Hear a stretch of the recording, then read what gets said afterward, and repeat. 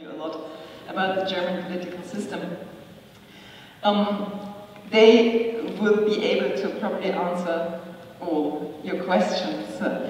I saw in the little book that you're specifically meant to study the German system of local government, and I'm on purpose not calling it federalization because the F word is not really popular in Ukraine. Nevertheless, take it as a form of local governance and see what you can learn from your country, for your country from that. I'm sure there is quite a lot, even though you can't call it that way here. The other thing that you're meant to study is, I think it's called here co-determination. I guess it's the dialogue between social partners. I think this is something very specific to Germany here, which is definitely something that you should have a look at. But coming to the subject of tonight, the youth as driving force in politics. As some of you know, and as Mr. Gavrilishin mentioned, I have been here for a long time, since 2010. So I have had the opportunity to see parliamentarians, and especially young parliamentarians, in 3 convocations of the Ukrainian Rada, from 2010 to 2012, then the short-lived Rada of 2012, and the one that was elected 2014. And there were, of course, always young people, also in the previous Radas. And of course, we tried to make their acquaintance and talk to them, because there seems to be this natural idea, if they're young, they're more open to your ideas.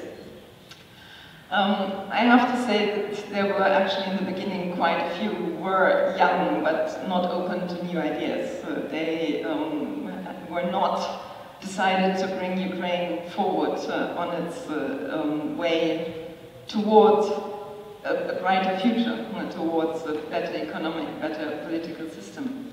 The Maidan, I think, was in that really, well, a driving force for them. I don't know if they had dared that without the experience of Maidan.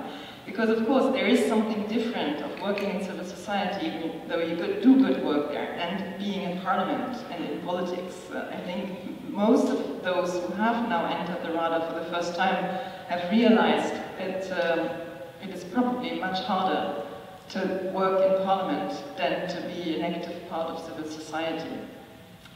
Nevertheless, I think there is now a critical mass of these young, engaged and active people in parliament, and our relations, not only to parliament, but also, of course, to the government, where also new and engaged people work, has changed dramatically after 2014, really. Access has become much easier.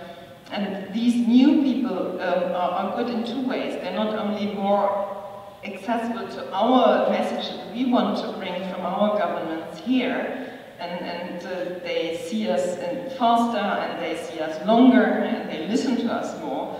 They can also much easier go to our host countries, go to Germany, for instance, go to our home countries, go to Germany, for instance, and really support Ukraine's cause in our countries. For this, speaking a foreign language does really help, but it's also the mindset that has changed. So Ukraine benefits from these young and new people in 2 ways, actually. She has been in the German parliament a long time, and she listened to what they had to say, and they were trying to form an interfaction group, and at some point she looks at them and says, "You know what, I have been in German Parliament for 32 years. I'm the grandmother of German parliamentarians.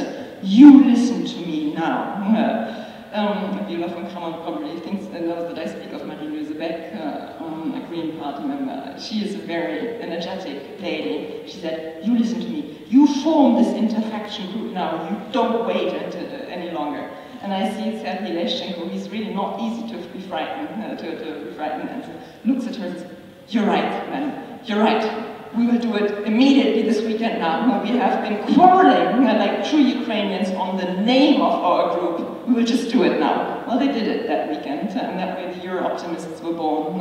And I really do wish all these young and new people in Ukrainian politics not to lose their energy, not to lose their illusions and their vision for the country. And I do hope that, even though I'm leaving this summer, I do hope that I will see them again in Germany, and perhaps be able to further the cause of Ukraine